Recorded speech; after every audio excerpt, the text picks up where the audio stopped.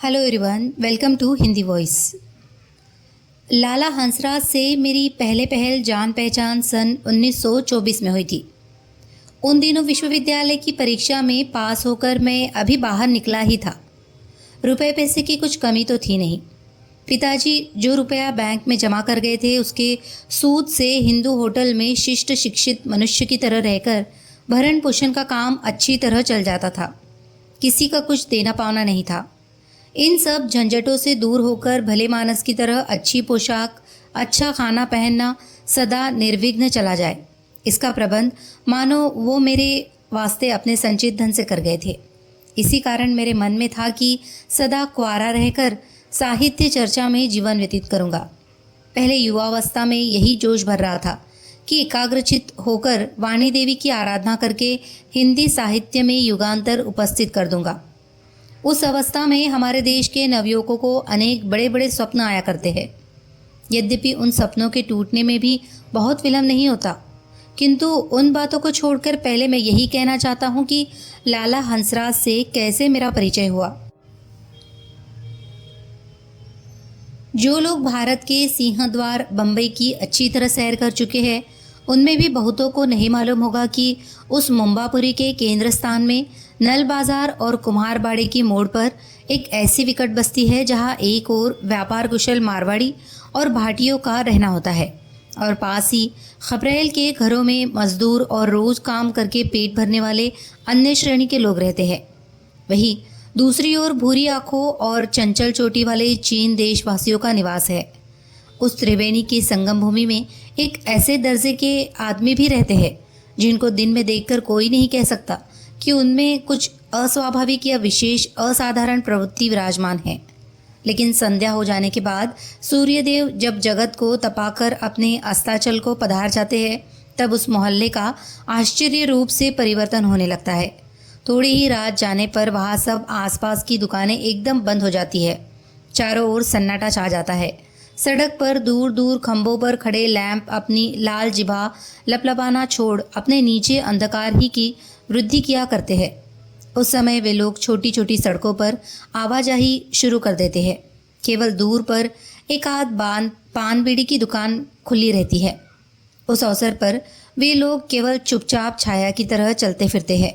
यदि कोई भूला भटका राह चलता उधर से आ निकलता है तो वह भी चुपचाप डर से जल्दी जल्दी पाँव उठाता हुआ शंकित भाव से वहाँ का भयंकर रास्ता पार कर जाता है। उस विकट मोहल्ले में किस तरह पहुंचकर मैं एक मेज का निवासी हो गया था, वह सब विस्तार से कहने लगूं तो बड़ा पोथा हो जाएगा। संक्षेप में इतना कह देना बहुत होगा कि दिन में उस मोहल्ले को देखकर मेरे मन में कुछ भी संदेह या दुर्भावना नहीं हुई। मेज के दूसरे महल पर एक हवादार कमरा सस्ते भाड़े पर पाकर मैं एकदम सामान लिए हुए वहां पहुंच गया। लेकिन जब पीछे मालूम हुआ कि उस मोहल्ले में माहवारी 2-3 लाशें कटी और अंग भंग दशा में सड़क पर मिला करती है और कम से कम सप्ताह में एक बार लाल पगड़ी वाली पुलिस की दौड़ भी वहां ज़रूर आया करती है, तब मन कुछ विचलित हुआ। लेकिन मेस वालों के व्यवहार से ऐसी ममता हो गई थी कि वहां से डेरा डंडा उठाकर दूसरी जगह जाने का विचार नहीं कर सका। बात यो थी कि संध्या समय तो मैं अपने लिखने पढ़ने के काम में ही लगा रहता था। सूरज डूबने के पीछे घर से बाहर निकलने का अवसर नहीं होने के कारण व्यक्तिगत रूप से आफत का शिकार होने की कभी आशंका ही नहीं हुई। हमारे मेज़ के ऊपरी महल पर केवल 5 कमरे थे। हर एक में एक एक सज्जन रहते थे। उनमें सब नौकरी करके जीवन बिताने वाले अधिक उम्र के लोग थे। वे लोग हर शनिवार को घर जाते थे और सोमवार को लौटकर ऑफिस के काम में जुट जाते थे। वे लोग बहुत दिनों से उसमें रहा करते थे। इन दिनों उनमें एक आदमी काम से छुट्टी पाकर घर चले गए थे। उन्हीं के कमरे पर मैंने अधिकार कर लिया था। संध्या हो जाने पर बरंडे में ताश पीटने और चौसर खेलने की बैठक होती थी। उस समय हार जीत और गोटी लाल के लिए वहाँ कभी गर्मा गर्मी और चिल्लाहट भी मच जाती थी। उनमें गोविंद पांडे एक पक्के खिलाड़ी थे। उनके प्रतिद्वंदी थे कल्लूमल। कल्लूमल हार जाने पर बड़ी बड़ी धिंगा धिंगी करते थे। उनसे लोगों को निपटने में 9 बज जाता था। तब रसोईया महाराज आकर रोटी के तैयार होने की खबर देते थे। उसके बाद वहाँ का अड्डा तोड़कर सब लोग खाने बैठते, जिसकी समाप्ति करके सब लोग अपने अपने कमरे में ही रहते थे। यही उस मेज़ की दिनचर्या थी। सब लोग निश्चिंत होकर उसमें जीवन बिताते हैं, देखकर मैं भी उनमें मिल गया। मेज़ के नीचे वाले कमरे में मकान वाले महाशय निवास करते थे। वे मकान मालिक थे, होम्योपैथी डॉक्टर। नाम था सुखदेव प्रसाद। सुखदेव प्रसाद बड़े सरल स्वभाव के मिलनसार आदमी थे। उनके घर में लड़के बच्चे नहीं थे। जान पड़ता है उन्होंने ब्याह नहीं किया था। वे मेस में रहने वालों के खाने पीने और सुख स्वच्छंदता के लिए सदा उद्योग करते रहते थे। उनके सुप्रबंध के कारण किसी को कुछ अभाव अभियोग का असर नहीं आता था। मासिक भोजन और कमरे के किराए के लिए प्रति मास 30 रुपया हर पहली तारीख को आगामी देकर ही लोग महीने भर के लिए निश्चिंत हो जाते थे। उस मोहल्ले के गरीबों में डॉक्टर सुखदेव प्रसाद की बड़ी चलती थी। सवेरे और संध्या को उनके बैठक में रोगियों की बड़ी भीड़ होती थी। कई रोग हो, किसी तरह का साधारण या असाधारण, नया या पुराना, सबको 4 खुराक का एक आना लेकर दवा देते थे। इस कारण उनका नाम एकनिया बाबू सब में प्रसिद्ध हो गया था।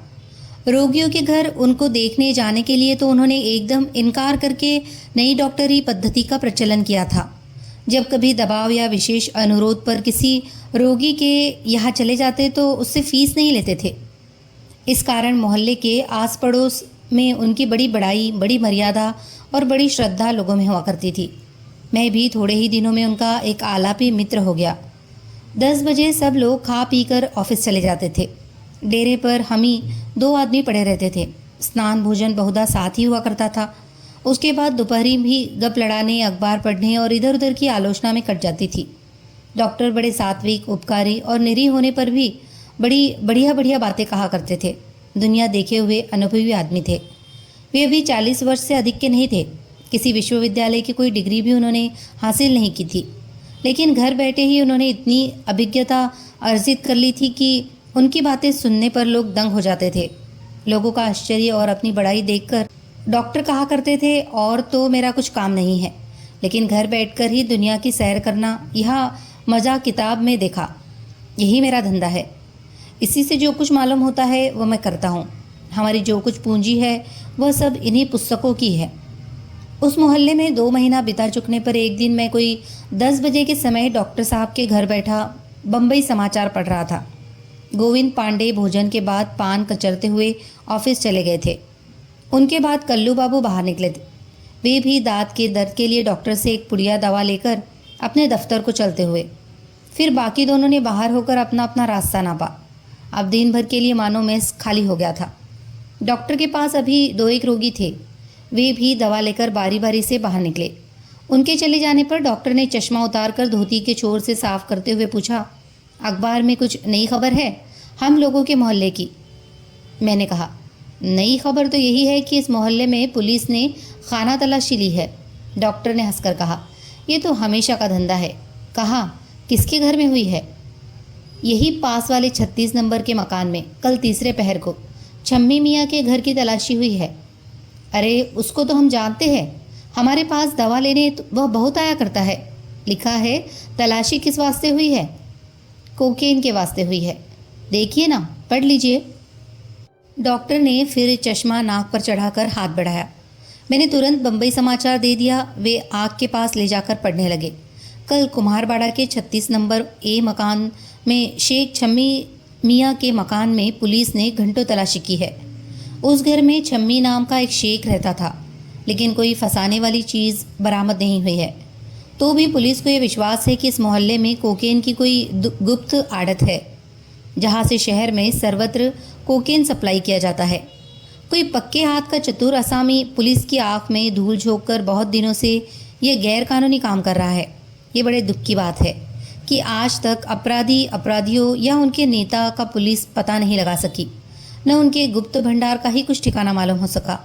डॉक्टर कुछ चिंता करके कहने लगे, बात बिल्कुल सही है।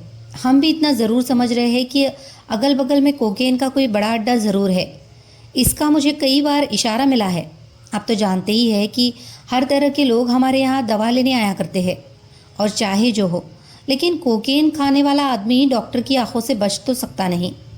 मैंने पूछा, अच्छा डॉक्टर साहब, इस मोहल्ले में इतनी खून खराबी और मारकाट होने का क्या कारण है?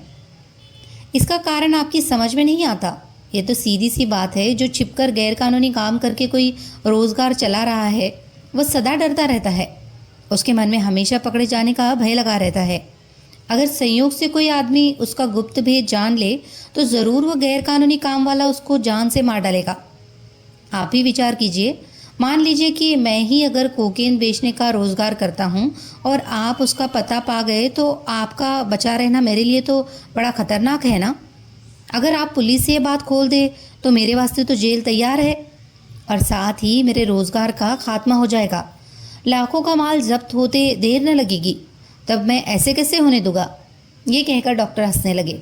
मैंने कहा, देखते हैं आपको तो अपराधियों के भीतर का अच्छा अनुभव है।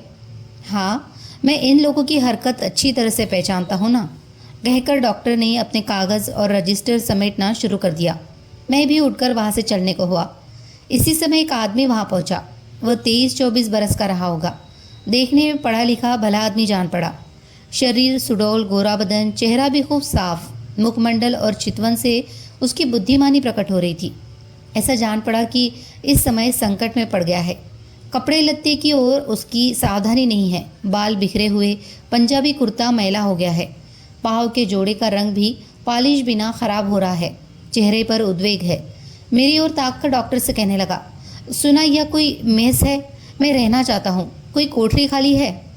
हम दोनों आदमी विस्मय की दृष्टि से उसकी ओर देख रहे थे। डॉक्टर ने मुंड हिलाकर कहा, नहीं, कोई खाली जगह तो इसमें नहीं है। आप क्या काम करते हैं? वो आदमी मानो थका हुआ रोगी के बेंच पर बैठ गया।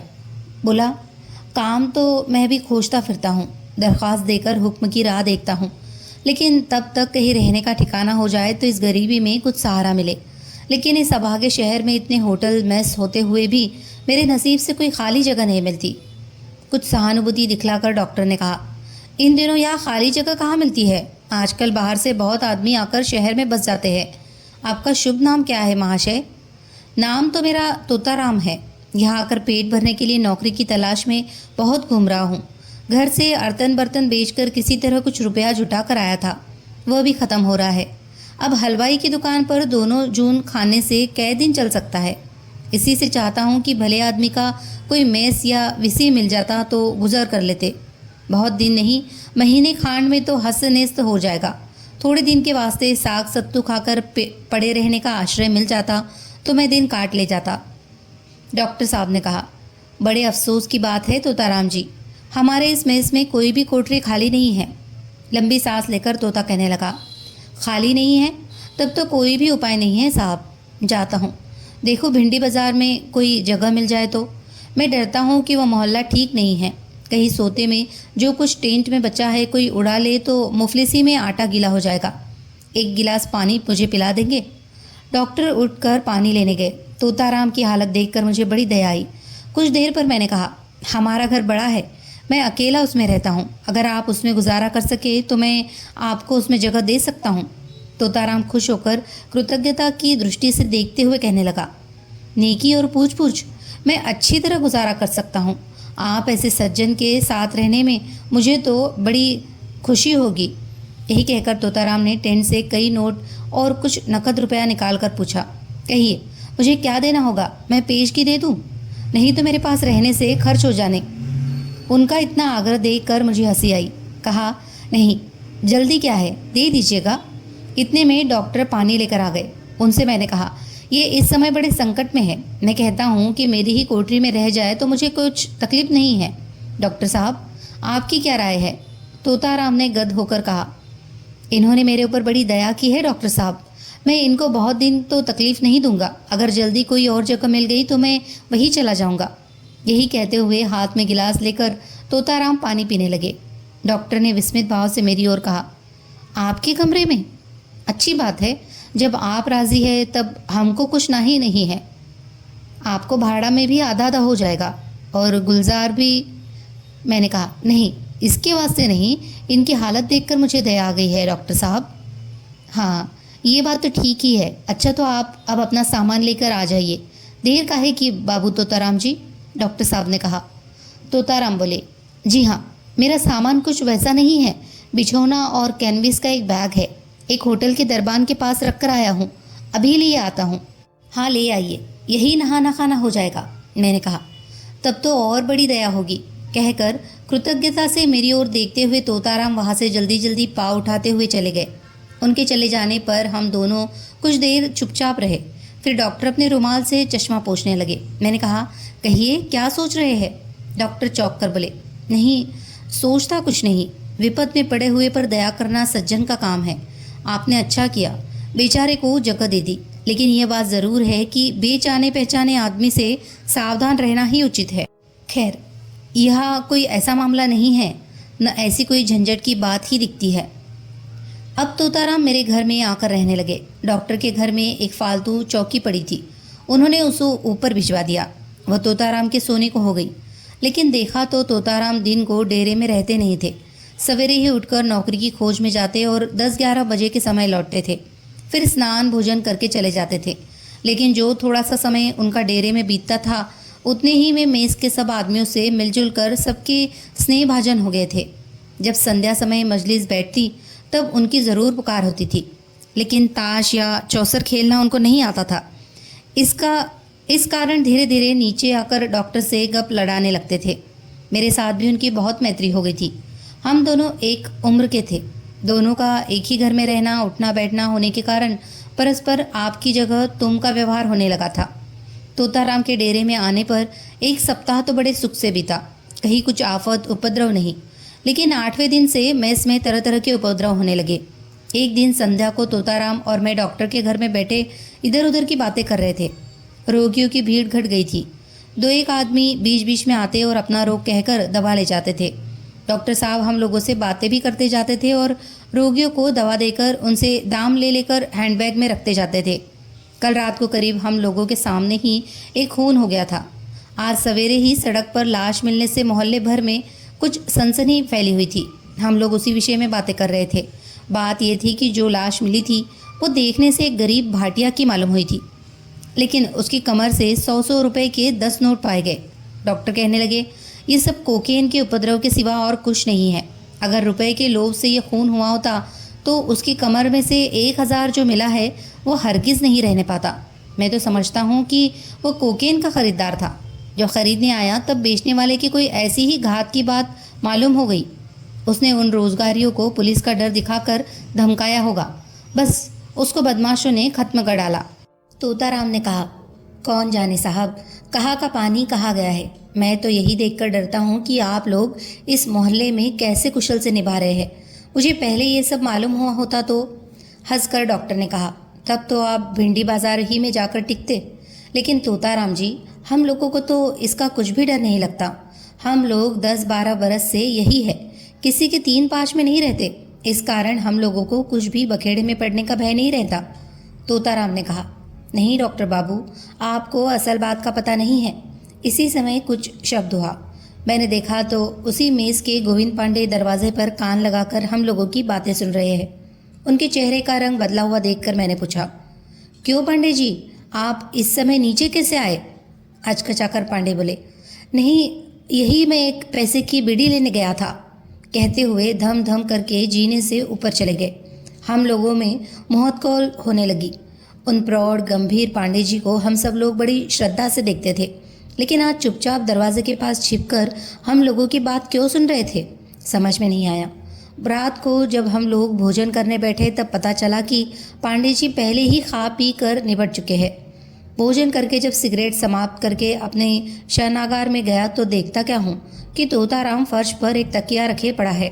मन में बड़ा विस्मय हुआ, क्योंकि अभी गर्मी बहुत नहीं पड़ती कि इस तरह लेटा जाए। घर में अंधेरा था। तोताराम ने कुछ साज डकार नहीं ली।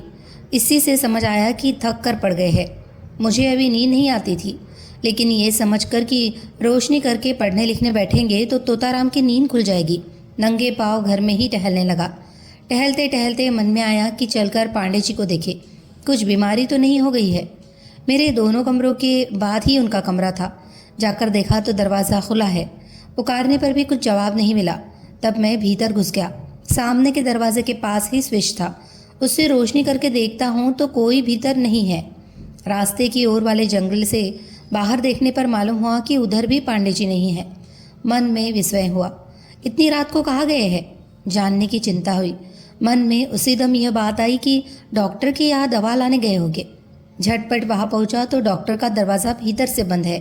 रात बहुत गई है, वे भीतर सो गए होंगे। बंद दरवाजे पर कुछ देर ठहर कर मैं जब लौटा तब भीतर से किसी के बोलने का शब्द सुनाई दिया। गला दबाकर उत्तेजित स्वर में पांडे कुछ कह रहे हैं। मन में आया कि छिप कर सुने क्या बातें करते हैं, लेकिन तुरंत वही इरादा छोड़ दिया। क्या जाने पांडे जी अपने रोग की बात कर रहे हो। मुझे वह प्राइवेट बात सुनना उचित नहीं। पंजे के बल धीरे धीरे ऊपर आ गया। घर पहुंचकर देखता हूँ तो तोताराम वैसे ही पड़े हैं। मुझे देखकर उन्होंने गर्दन उठाई और कहने लगे, क्या पांडे घर में नहीं है?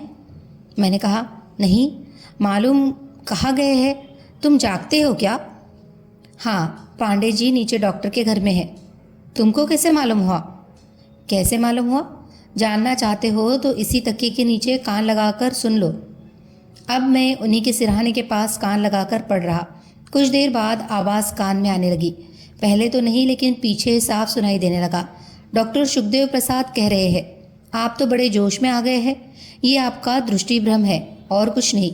नींद में ऐसा भ्रम कभी कभी हो जाता है। मैं दवा देता हूँ, आप खाकर सो रहिए। कल सवेरे जागने पर आपको ऐसा ही विश्वास रहेगा तो जो मन में आवे कीजिएगा। जवाब में पांडे जी ने क्या कहा सो तो साफ सुनाई नहीं दिया, लेकिन कुर्सी के खड़कने से मालूम हुआ कि दोनों उठ खड़े हुए हैं। मैं भी भूशैया छोड़कर बैठ गया। डॉक्टर का मकान मेरे कमरे के नीचे ही है, मुझे ये याद नहीं था। पूछा, लेकिन बात क्या है यार, पांडे जी को क्या हुआ है? मेरी बात पर तोताराम को जमाई आने लगी। कहा, भगवान जाने क्या हुआ है, अब रात ज़्यादा हो गई है, चलो अपने बिछौने पर सो रहे। मुझे संदेह हुआ। मैंने पूछा, तुम इस तरह ज़मीन पर क्यों पड़े थे? भाई दिन भर घूमते घूमते थक गया था। यहाँ आके ये फर्श देखा कि ठंडा है, बस पड़ा रहा।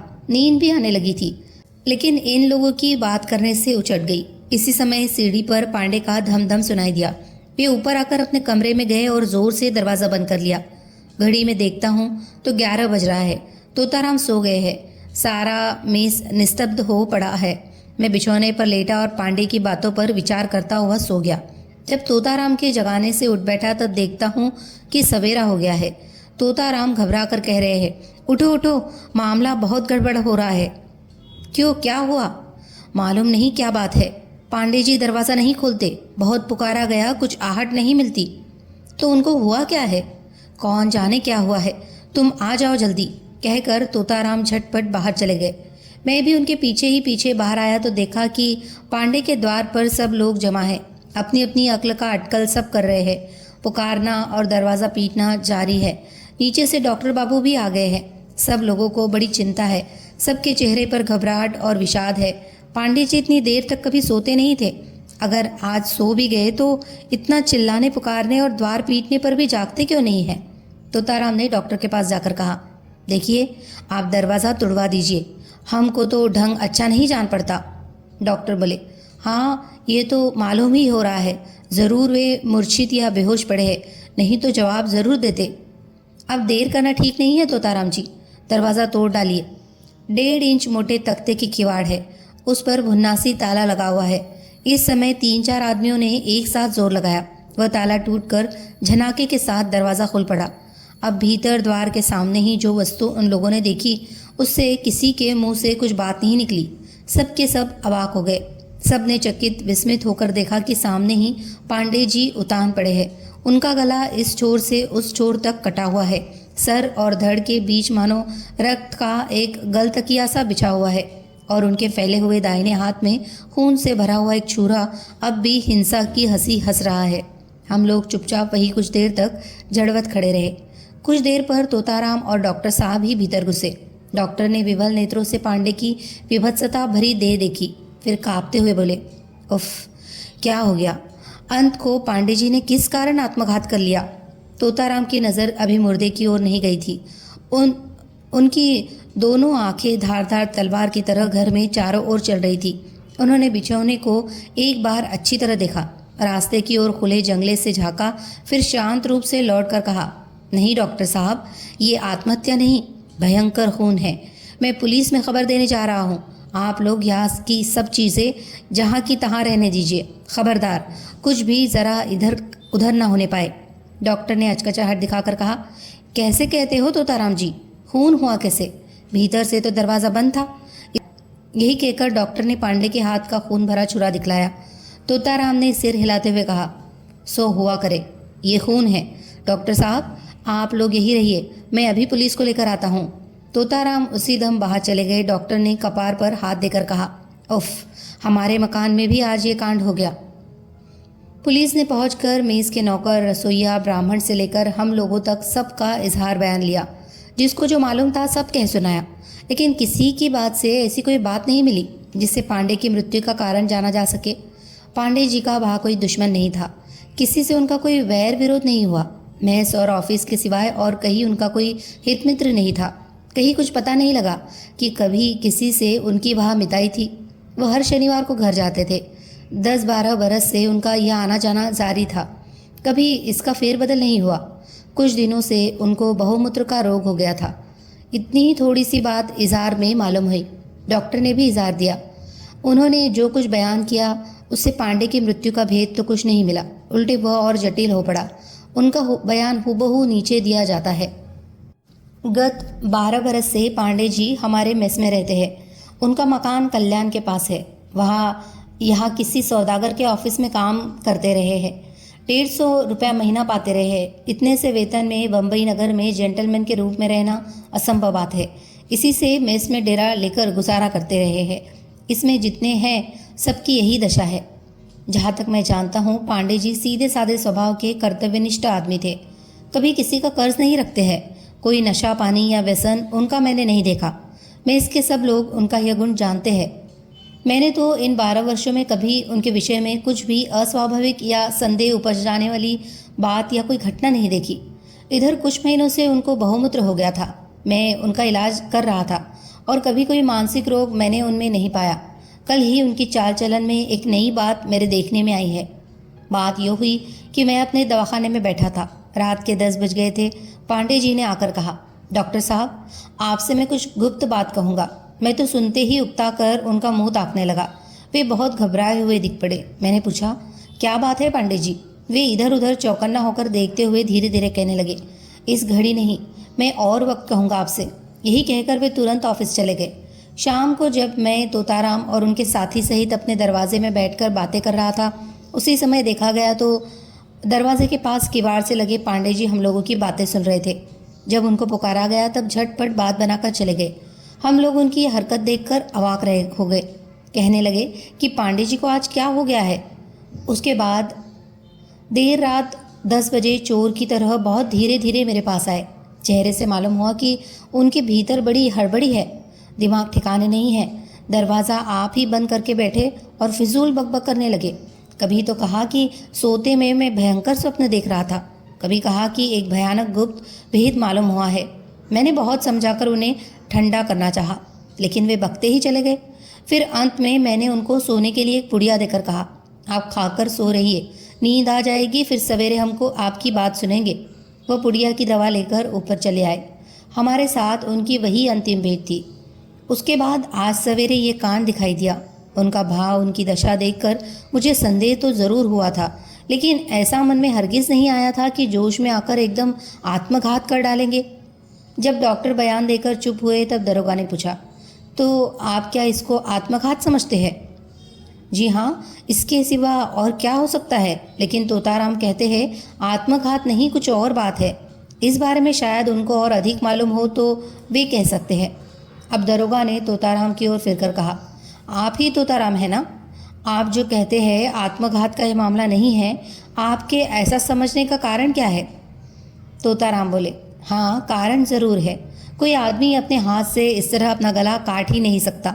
आपने तो लाश देख ली है, आप खुद विचार कर लीजिए, ये बात हो ही नहीं सकती। ऐसा होना बिल्कुल असंभव है। दरोगा ने कुछ देर तक सोच कर कहा, अच्छा, खूनी कौन है? आपको कुछ संदेह होता है किसी पर? जी नहीं।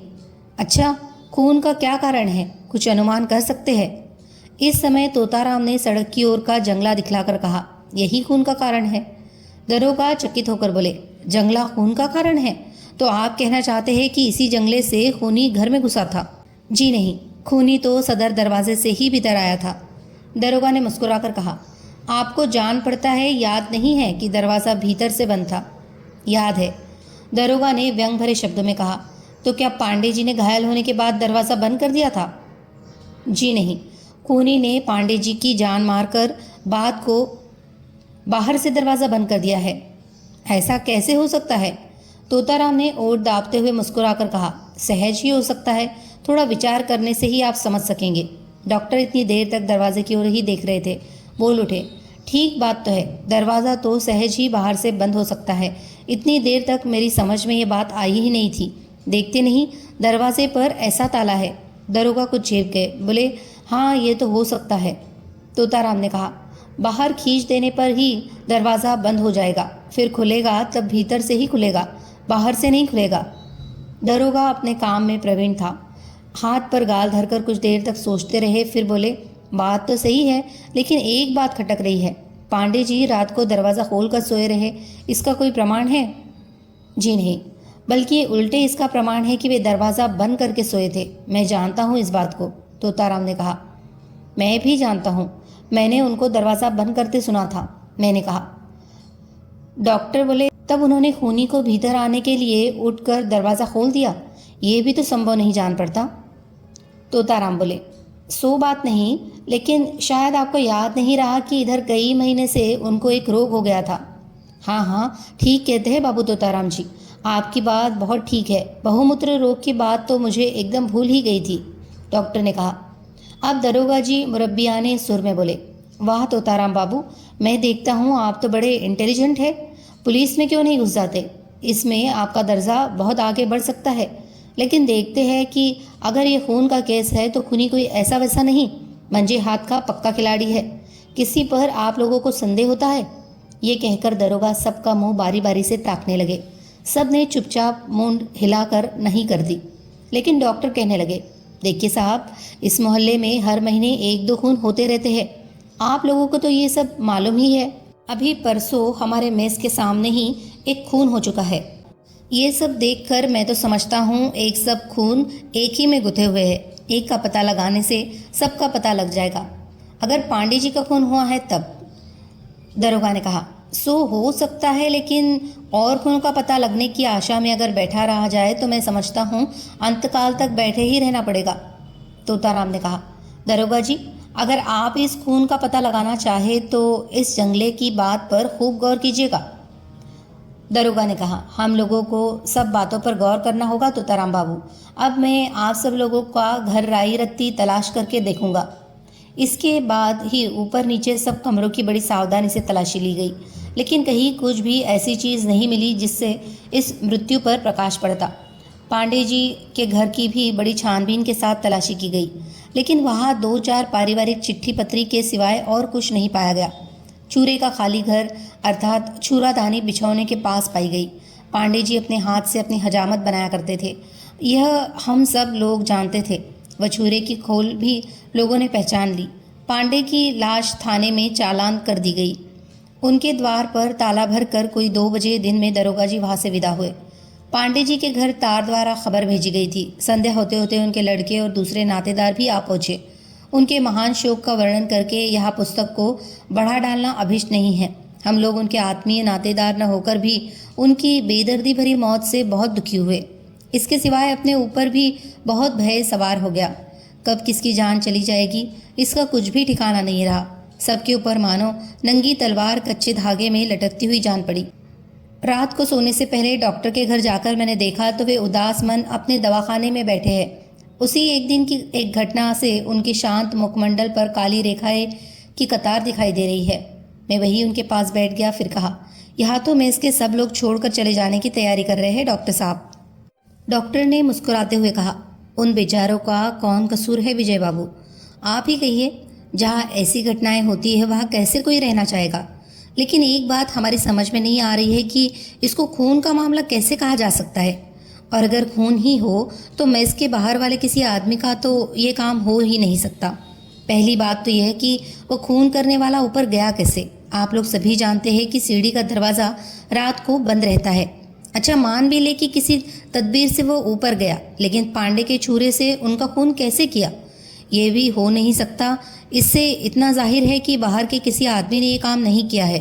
तब रह गए वे आदमी जो इस मेस में रहते हैं। इनमें से कोई ऐसा है जो पांडे जी का खून कर सके? सबको हम लोग बहुत दिन से जानते हैं। कोई आदमी यहाँ का ऐसा नहीं जो ऐसा विकट बेदर्दी का काम कर सके। मैंने चौंक कर कहा, तोताराम? डॉक्टर ने खास खकार कर कहा, ये तोताराम आपको कैसा आदमी जान पड़ता है? मैंने कहा, अरे तोताराम? नहीं नहीं, वो बेचारा ऐसा काम नहीं कर सकेगा। तोताराम भला किस वास्ते पांडे जी? तब तो आप ही की बात से साबित है कि मेस के किसी आदमी का ये काम नहीं है। तब आप विचार कीजिए कि कौन बाकी रह जाता है। मैं देखता हूँ रह गई बात यही कि पांडे जी ने आत्महत्या की हो। लेकिन आत्महत्या का भी तो कारण चाहिए। आत्मघात संसार में बहुत संगीन पातक है। जब संसार में आदमी को किसी तरह का कुछ भी भरोसा नहीं रह जाता, उसका जीवन जब असह्य हो उठता है, तब वो आत्महत्या करता है। आत्महत्या के लिए जैसे कोई संगीन कारण होना, वैसे ही उसके लिए हृदय में बहुत बल होना चाहिए। उस पर भी मैंने खूब विचार कर लिया है।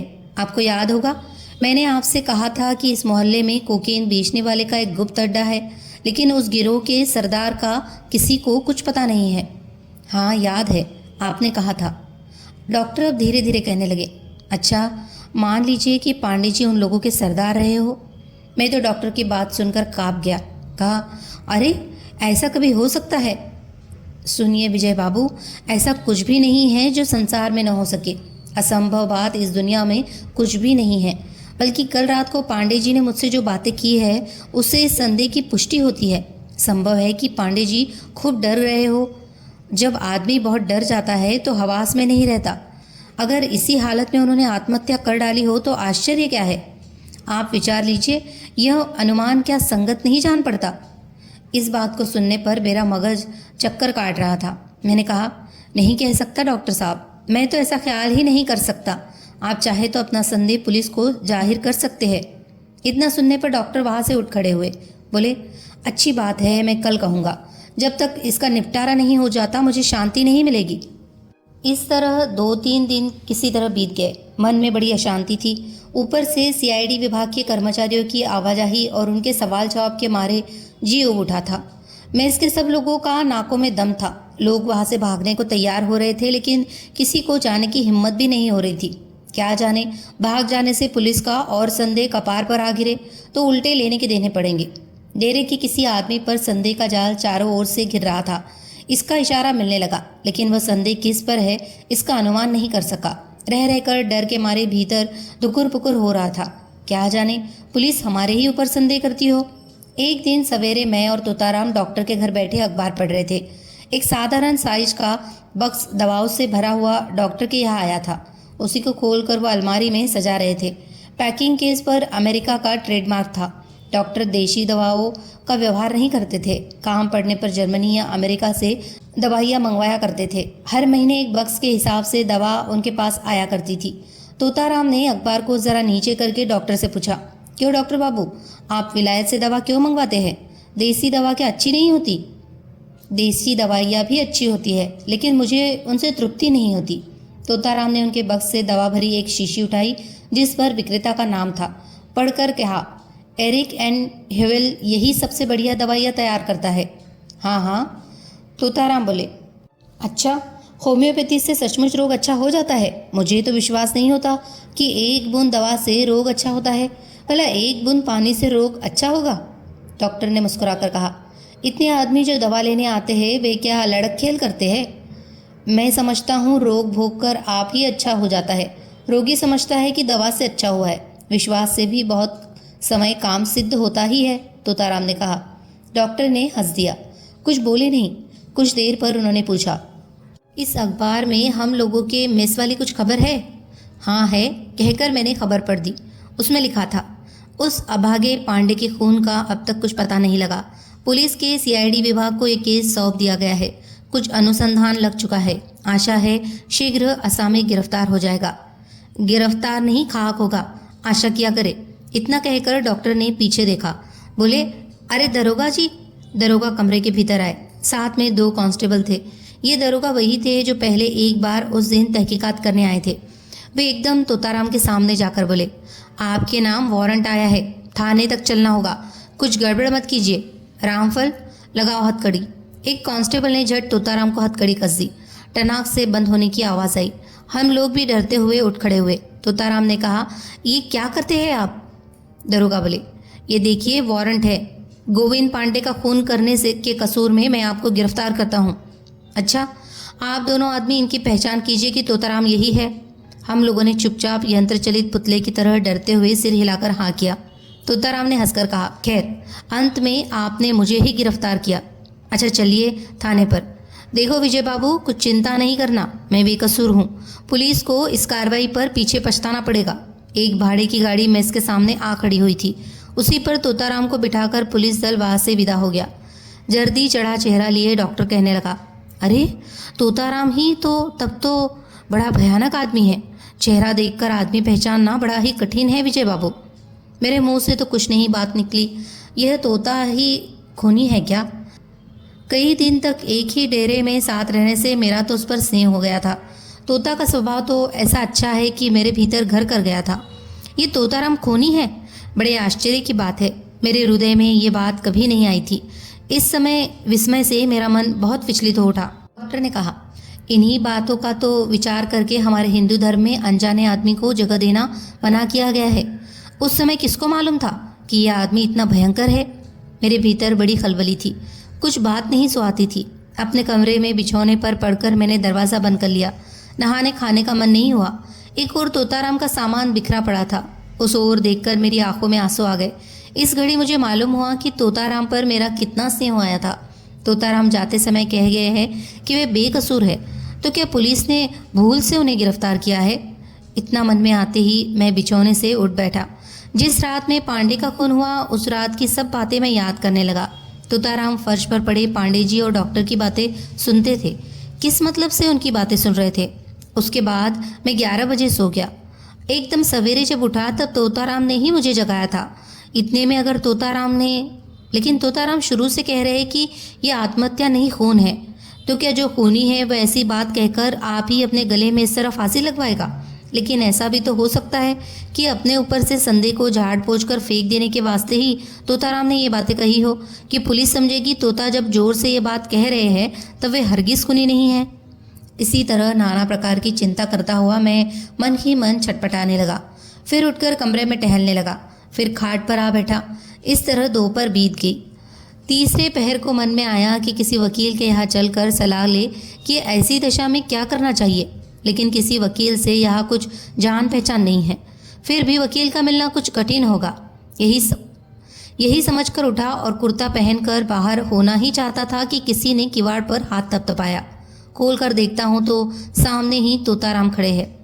मैंने कहा, अरे तोताराम, कहकर गले लगा लिया। वह दोषी है या निर्दोष, ये भावना जो थोड़ी देर पहले मन में धमाचौकड़ी मचा रही थी वह एकदम दूर हो गई। सूखा मुंह, रूखे बाल लिए तोताराम ने हंसकर कहा, हाँ भैया, हम ही हैं। बड़े संकट में पड़ गया। एक आदमी कठिनता से जामीन हो गया, तब छूट कर आया हूँ, नहीं तो आज हवालात में रहना पड़ता।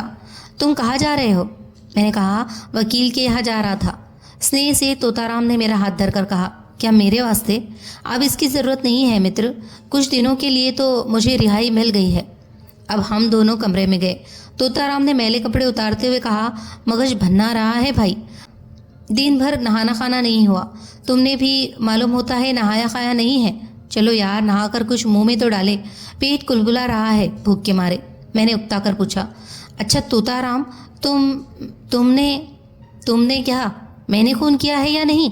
कहकर तोताराम ने कहा, वो बात पीछे होगी विजय बाबू, इस घड़ी तो पेट में कुछ जाना चाहिए। माथा धमक रहा है। मैं समझता हूँ स्नान भोजन के बाद सब ठीक हो जाएगा। इसी समय डॉक्टर कमरे में आए। उनको देखते ही तोताराम बोले, मैं तो डॉक्टर बाबू मलती चांदी की चौन्नी की तरह फिर लौट आया। पुलिस ने भी मुझे नहीं लिया, लौटा दिया है मुझे। डॉक्टर सुखदेव ने कुछ गंभीरता लेकर कहा, देखिए तोताराम जी, आप लौट आए ये अच्छी बात है। मैं समझता हूँ उन लोगों ने आपको बेकसूर समझकर ही छोड़ा होगा, लेकिन मेरे यहाँ तो आपका समझते तो है ही आप। यहाँ 10 भले आदमियों का डेरा है, यूँ ही सब भाग मचाए हुए हैं। उस पर आपका रहना तो देखिए, आप मन में कुछ दूसरा मत समझिए।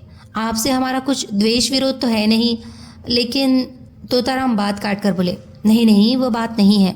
मैं इस घड़ी दागी असामी बना हूँ। मुझे यहाँ रखकर आप लोग भी चौंत बकोट में पड़े, ये मैं हरगिज़ पसंद नहीं करूँगा। कहिए, आप क्या आज ही मुझे चले जाने को कह रहे हैं? डॉक्टर कुछ देर चुप रहकर बोले, नहीं, इस रात के वास्ते कुछ बात नहीं, लेकिन कल सवेरे ही। तोताराम बोले, सो तो बड़ी बात है डॉक्टर साहब, कल मैं आप लोगों को तकलीफ नहीं दूंगा, अपने लिए जगह तो ढूंढ लूँगा, अगर कहीं नहीं ठिकाना होगा तो वही पारसी होटल तो है ही। यह कहकर तोताराम ने हंस दिया। डॉक्टर ने पूछा, अच्छा थाने वाले आपको ले गए तो वहाँ किया क्या? तोताराम ने संक्षेप में कहकर स्नान भोजन का रास्ता लिया। अब डॉक्टर मुझसे कहने लगे। तोताराम मन में नाराज तो हो रहे हैं, लेकिन भाई कुछ उपाय नहीं है, मैं करूँ क्या? एक तो मेज़ की बदनामी हो चुकी है, ऊपर से पुलिस का गिरफ्तारी असामी रहेगा तो कैसे ठीक होगा? आप ही कहिए।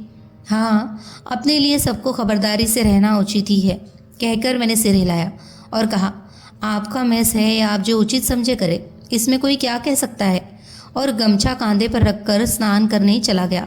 उदास मन डॉक्टर वहीं बैठे रहे।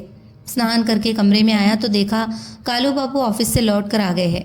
सामने तोताराम को देखकर वे ऐसे सहमे जैसे भ्रम का भूत देखकर आदमी सहम जाता है। उनके चेहरे पर जर्दी दौड़ गई। बोले, अरे तोता बाबू, आप तोताराम हंसकर कहने लगे, मैं ही हूँ कल्लू बाबू, आपको विश्वास नहीं हो रहा है क्या? सब ठीक है, लेकिन आपको तो पुलिस वाले। इतना ही कहकर कल्लू बाबू अपने कमरे में चले। तोताराम हंसी करने का लोभ संवरण नहीं कर सके, धीरे से बोले, धामीन के फूंकने से नाभि फूलने लगती है, पुलिस के छूने से बड़े बड़े धीरों की छाती चितरा जाती है। कल्लू बाबू तो हमको देखकर ऐसे भड़क रहे हैं जैसे गेरुआ वाले को देखकर श्वान देव। संध्या को तोताराम कहने लगे, अरे यार, ये तो ताला बंद नहीं हो रहा है, मैंने देखा तो उसमें क्या कुछ बिगड़ा है पता नहीं चलता। मकान मालिक को खबर दी गई। वे आए, देख कर बोले, विलायती तालों की यही गति है, चलता है तब तक चलता है, नहीं तो बस इंजीनियर बुलाना पड़ता है, इससे तो देशी ताले अच्छे होते हैं। खैर, अब कल इसकी मरम्मत करा देंगे, कहकर डॉक्टर साहब नीचे चले गए। रात को सोने से पहले ही तोताराम ने कहा, क्यों विजय बाबू, सिर दर्द तो बढ़ता ही जा रहा है, क्या उपाय करे, कुछ बतलाओ तो। मैंने कहा, डॉक्टर से एक पुड़िया लाकर खा क्यों नहीं लेते? होम्योपैथी, उससे अच्छा हो जाएगा। अच्छा चलो देखिए तो, इसकी भी ताकत देख लीजिए। मैंने कहा, चलो, मेरी भी तबीयत खराब हो रही है। वहाँ पहुंचकर देखते हैं तो डॉक्टर दरवाज़ा बंद करना चाहते हैं। हम लोगों की ओर वे जिज्ञासा की दृष्टि से देखने लगे। तोताराम ने कहा, आपकी दवा का गुण देखने आया हूँ। डॉक्टर साहब, सिर में बड़ा दर्द है, कुछ उपाय कीजिए। डॉक्टर खुश होकर बोले, काफ़ी उपाय है, पित्त की उभार से आपको सिर दर्द है, बैठिए, मैं अभी दवा देता हूँ। कहकर उन्होंने अलमारी खोली और नई दवा की पुड़िया लाकर दी। कहा, जाइए, खाइए, सो रहिए, कल सवेरे सब छू मंतर हो जाएगा, दर्द वर्द कुछ नहीं रहेगा। विजय बाबू, आपका चेहरा भी तो उतरा हुआ है, देखते हैं शरीर बड़ा कसमस है, लीजिए आप भी एक खुराक, एकदम ठीक हो जाएगा। दवा लेकर बाहर होने लगा था कि तोताराम ने कहा, डॉक्टर साहब, आप हंसराज को जानते हैं? चौंक कर डॉक्टर बोले, नहीं तो, कौन है वे? तोताराम ने भी कहा, मैं भी नहीं जानता, लेकिन आज थाने में सुना, वही इस खून के मामले में तैनात हुए हैं। सिर हिलाकर डॉक्टर ने कहा, नहीं, मैं तो उनको नहीं जानता। ऊपर जब हम दोनों कमरे में पहुंच गए तब मैंने कहा, अब तो तोताराम हमको सब बातें ठीक ठीक बतला दो। तोताराम ने कहा, क्या बतला दे? तुम ज़रूर हमसे बात छिपाते रहे, लेकिन अब ऐसा मत करो, हमको सब साफ साफ कहो। तोता पहले तो चुप रहे, फिर दरवाजे की ओर देखकर बोले, अच्छा मैं कहता हूँ सब, आओ मेरे बिछौने पर पास बैठ जाओ, तुमसे छिपाने से अब नहीं बनेगा, मैं देख चुका। मैं उनके बिछौने पर जा बैठा, वह भी किवाड़ देकर मेरे पास आ बैठे। दवा की पुड़िया भी मेरे हाथ ही में थी। मन हुआ कि इसको खाकर निश्चिंत होकर सब सुनो। पुड़िया खोलकर मुंह में देने चला कि तोताराम ने मेरा हाथ पकड़ लिया। कहा, अभी नहीं, मेरी सब बातें सुनकर ही खाना। स्विच उठाकर तोता ने रोशनी खत्म कर दी और मेरे कान के पास मुंह करके साए साए स्वर से कहने लगे। मैं मुग्ध होकर सुनने लगा। उपन्यास से भी बढ़कर उनकी बातें सुनते सुनते मेरे रोए खड़े होने लगे। मैं भीत और विस्मित होने लगा। 15 मिनट तक संक्षेप में कथा समाप्त करके तोताराम ने कहा, आज यही तक गोपाल भांड की कथा रहे, बाकी कल। मैंने कहा, गोपाल भांड की बात कैसी? यह पहली मेरी समझ में नहीं आई। तोताराम ने कहा, तुमको मालूम नहीं, बंगाल का गोपाल बड़ा मस्खरा भांड था, लड़के तक उसका नाम जानते हैं। एक बार उसने बड़े बड़े रईसों को नेवत कर बुलाया और अपने घर में उनकी दावत की। उसका आदर सहित निमंत्रण पाकर बड़े बड़े सैकड़ों आदमी खुश होकर आए। उन्होंने मन में सोच कि अच्छी सैर होगी, भांड के यहाँ नेवता है, सदा लोग भांडों को बुलाकर मजलिस जमाते हैं। मसल है कि मजलिस वीरान जहाँ भाण न बाशत। बड़ी श्रद्धा से बहुत बड़े बड़े आदमी कोई नई बात देखने की अभिलाषा से उसके नियुक्ति में पधारे। रात हो गई थी। बाहर बैठक में उसने बड़े आदर से पधरा कर सबको आसन दिया। भीतर से खूब छनन मनन की आवाज़ और फोड़न की गंध आने लगी। कुछ देर तक यह कांड होता रहा। सब लोगों के मन में कुछ नई बात, नया भोजन और अपूर्व घटना के देखने का उत्साह उमड़ रहा था। ऊपर से घर के छनन मनन और सुगंध से सबकी उमंग दूनी हो रही थी। देखते देखते समय हुआ। सब मेहमान भोजन स्थान पर विराजमान हुए। सबके सामने पत्तल पड़ गया। सब लोग उत्साह से प्रतीक्षा करने लगे कि अब कोई बढ़िया पकवान आता है। भीतर का बगार रह रहकर छनाका और पंचफोरन की खुशबू आ रही थी। कई मिनट तक जब सब मेहमान सामने पतरी पर हाथ रखे पकवान की राह ताकते रहे, तब खुद गोपाल भांड सबके सामने आकर बीच में हाथ जोड़े खड़ा हुआ।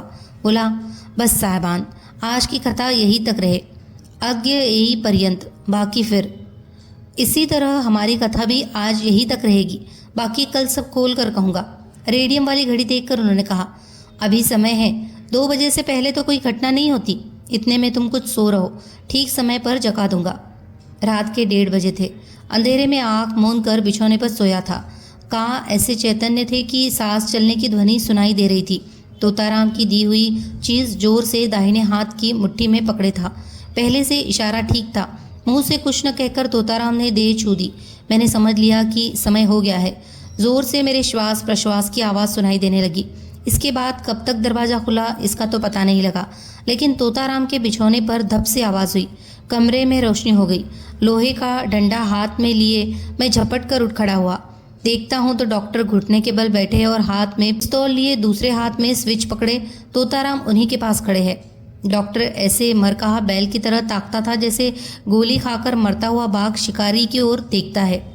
तोताराम ने कहा, बड़े दुख की बात है डॉक्टर साहब, आप ऐसे पक्के हाथ वाले ने आदमी छोड़कर तकिए पर हथियार चलाया। खैर, अब हिलना मत, चूरा फेंक दो। घबरा कर हिले की खोपड़ी खत्म हुई।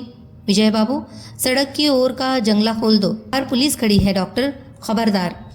डॉक्टर ने उठकर भागना चाहा, लेकिन तोताराम ने झपट कर उसके सर पर ऐसा मारा कि उसी दम वह धरती पर गिर पड़ा। फिर गर्दा झाड़ कर उठता हुआ डॉक्टर बोला, अच्छा अब तो मैं हार गया, लेकिन पूछता यह हूँ कि मेरा अपराध क्या है। अपराध क्या 1-2 है डॉक्टर कि एक शब्द में कह दूंगा? अपराधों की बड़ी लिस्ट थाने में तैयार है, वही धीरे धीरे सब गुल खिलेगा। इसी दम 5 कांस्टेबलों के साथ दरोगा ने उस कमरे में प्रवेश किया। तोताराम ने कहा, आपने सत्यान्वेषी हंसराज का खून करने की कोशिश की है। इसी कसूर में मैं आपको पुलिस के सुपुर्द करता हूँ। यही आसामी है इंस्पेक्टर साहब। इंस्पेक्टर ने झट डॉक्टर के हथकड़ी भर दी। डॉक्टर ने उनकी ओर घूर कर कहा, यह भयानक चक्र रचा गया है। पुलिस और हंसराज सत्यान्वेषी ने मिलकर मेरे ऊपर यह चक्र रचा है, लेकिन कुछ परवाह नहीं, मैं देख लूँगा।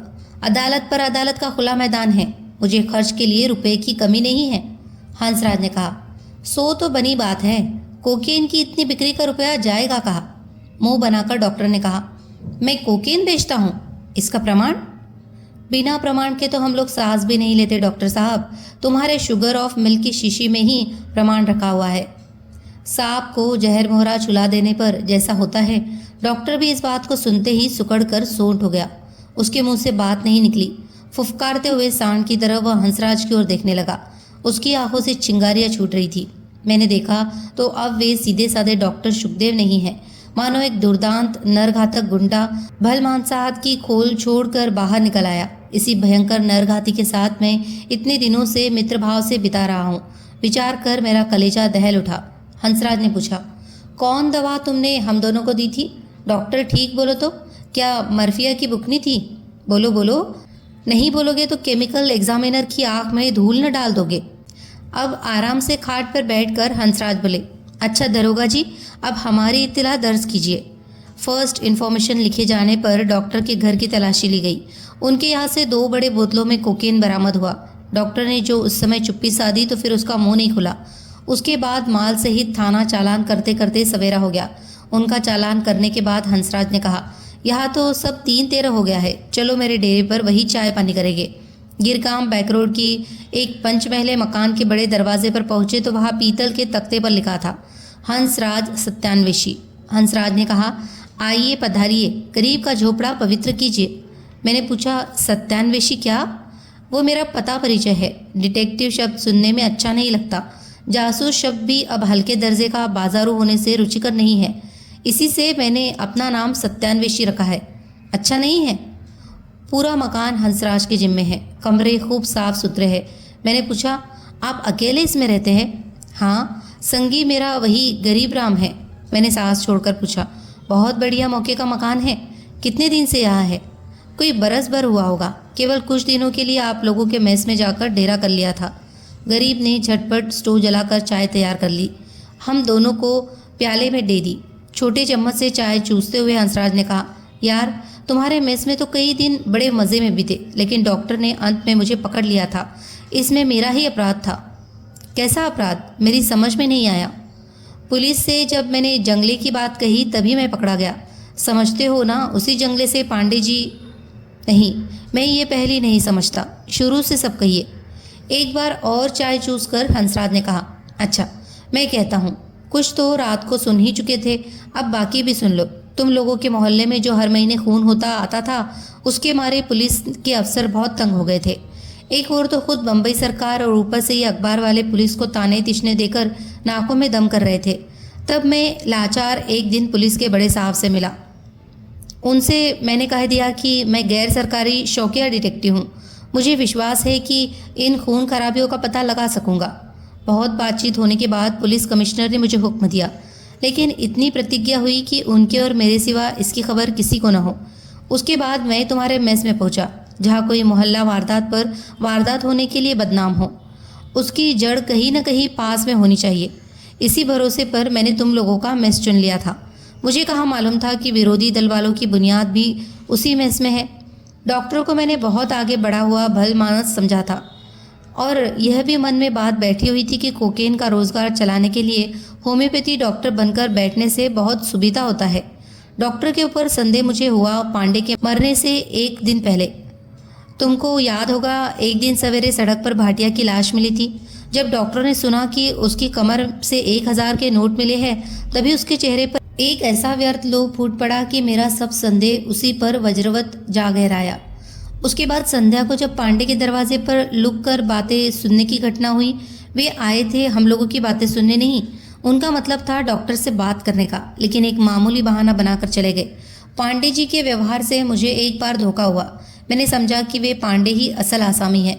फर्श पर कान देकर सुनने पर भी मामला साफ नहीं हुआ, लेकिन इतना मेरी समझ में आ गया कि उन्होंने कुछ भयंकर दृश्य देखा है और वही गुप्त बात डॉक्टर से कहने गए थे। अब तो मामला बिल्कुल साफ हो गया। डॉक्टर कोकेन का रोजगार करता था, लेकिन किसी को इसका भेद जाने नहीं देता था कि वह उस कोकेन के रोजगार का सरदार है। अगर किसी को ये बातें किसी तरह मालूम हो जाती तो उसको जान से मार डालता था। इसी तरह वह इतने दिनों तक अपने को बचाता आया था। वह भाटिया, जहाँ तक मैं समझता हूँ, डॉक्टर का दलाल था। उसी के द्वारा कोकेन बाजार में दिया जाता था। हो सकता है कि मेरा यह अनुमान ठीक न भी हो। उस रात को वह डॉक्टर के पास आया था और किसी कारण से दोनों में अनबन हुई। हो सकता है कि डॉक्टर को वह धमका कर कुछ वसूल करना चाहता हो, इसी वास्ते उसने पुलिस का डर दिखलाया हो। उसके बाद जो ही वह घर से बाहर हुआ, डॉक्टर उसके पीछे पीछे गया और भाटिया को खत्म कर डाला। पांडे ने अपने जंगले से सड़क पर की यह घटना देखी और नासमझी के मारे डॉक्टर से कहने गए, लेकिन उनका मतलब क्या था ये तो मैं नहीं जानता। वे डॉक्टर के उपकृत थे, उनको सावधान करने गए हो तो भी आश्चर्य नहीं, लेकिन होम करते हाथ जलता है। परिणाम उल्टा हुआ। डॉक्टर ने देखा कि अब पांडे को जीते रहने का अधिकार नहीं रहा। उसी रात को जब बाहर पेशाब करने आए होंगे, डॉक्टर यमदूत की तरह उनके सामने आ खड़ा हुआ। मेरे ऊपर डॉक्टर का संदेह हुआ या नहीं सो तो मैं नहीं जानता, लेकिन जब मैंने पुलिस को ये कहा कि ये सड़क की ओर का जंगला ही पांडे जी की मौत का कारण है, तब उसने ज़रूर समझा कि मैं कुछ अंदाज़ा करता हूँ। इस कारण मुझे भी यमलोक जाने का खासा अधिकार मिल गया, लेकिन मेरे भीतर स्वर्ग जाने के लिए बिल्कुल उद्वेग नहीं था। इसी कारण मैं बड़ी सावधानी से इस लोक की यात्रा कदम कदम पर खबरदारी से करने लगा। उसके बाद पुलिस ने एक बॉडम पने का काम कर डाला कि मुझे गिरफ्तार कर ले गई। अंत को कमिश्नर साहब ने मुझे छुड़ाया। फिर मैं मिस लौट आया। डॉक्टर को इतना समझते देर नहीं लगी कि मैं जासूस हूँ, लेकिन उसने मन का भाव छिपाकर मुझे रात को मेस में रहने देने की उदारता दिखलाई। फिर भी इस उदारता की आड़ में उसकी दूरभी संधि यह थी कि मुझे किसी तरह खत्म कर डालना, क्योंकि उसकी बातें मैं बहुत कुछ जान गया जिसके ऊपर खतरे की नंगी तलवार कच्चे धागे में लटकने लगी। डॉक्टर के विरुद्ध सच्ची बात तो यह कि कोई प्रमाण मेरे पास नहीं था। ये बात सही है कि उसके घर से कोकेन बरामद करके उसको माल सहित चालान कर दिया जा सकता था, लेकिन वो बेदर्द कसाई खूनी है, इसका किसी अदालत में साबित करना कठिन ही नहीं असंभव था। इसी कारण मैंने भी उसको लोभ देना शुरू किया। ताले में कांटा तोड़कर मैंने ही उसको ख़राब कर दिया। जब डॉक्टर ने सुना कि ताला बंद नहीं हो सकता, तब उसके भीतर उत्साह का बवंडर उठाया कि अब हम लोग रात में दरवाज़ा बंद करके नहीं सो सकेंगे। उसके बाद जब हम लोग दवा लेने उसके यहाँ गए, तब तो उसके हाथ में चांद मिल गया। उसने हम लोगों को एक एक पुड़िया मर्फिया पाउडर देकर समझ लिया कि हम लोग खूब शांति से इस जगत को छोड़ देंगे और किसी को कुछ भी मालूम नहीं होगा। उसके बाद तो खुद बाघ आकर पिंजड़े में अपने आप फंस गया। मैंने कहा, अच्छा अब मैं चलता हूँ भाई, तुम तो उधर जाओगे नहीं ना? नहीं, मैं क्यों जाऊँ, तुम में इसको जा रहे हो? हाँ हाँ, किस वास्ते, क्या काम है? क्या काम है? डेरे पर नहीं जाऊँगा। मेरा कहना है कि उसमें इसको तो छोड़ना ही होगा। इससे तो अच्छा था कि यही आ जाते, ये डेरा भी तो ख़राब नहीं है। मैंने कुछ देर चुप रहकर कहा, क्यों, बदला दे रहे हो क्या? हंसराज ने मेरे कंधे पर हाथ रखकर कहा, तुमने लाचारी में अपने डेरे में मुझे जगह देकर अपना साथी बनाया था। उस ऋण से तो ऋण हो ही नहीं सकता भाई। मैं देखता हूँ तुम्हारे साथ रहे बिना मेरा मन ही नहीं मानेगा। यह बदअभ्यास थोड़े ही दिन तुम्हारे साथ रहने से हो गया है। सच कहते हो? बिल्कुल सच, इसमें ज़रा भी मिनमेक नहीं है यार। अच्छा तो ठहरो, मैं अपना सब बोरिया बांधना उठा ही ले आता हूँ, प्रसन्न होकर हंसराज ने कहा। साथ ही मेरा अंगड़ खंगड़ भी लेते आना न भूलना। आप सुन रहे थे गोपाल राम गहमरी जी की कहानी खूनी की गिरफ्तारी। कहानी अगर आपको पसंद आई हो तो प्लीज़ इसे लाइक करें, शेयर करें और कमेंट करें, और हमारे चैनल को सब्सक्राइब करना न भूलें। धन्यवाद।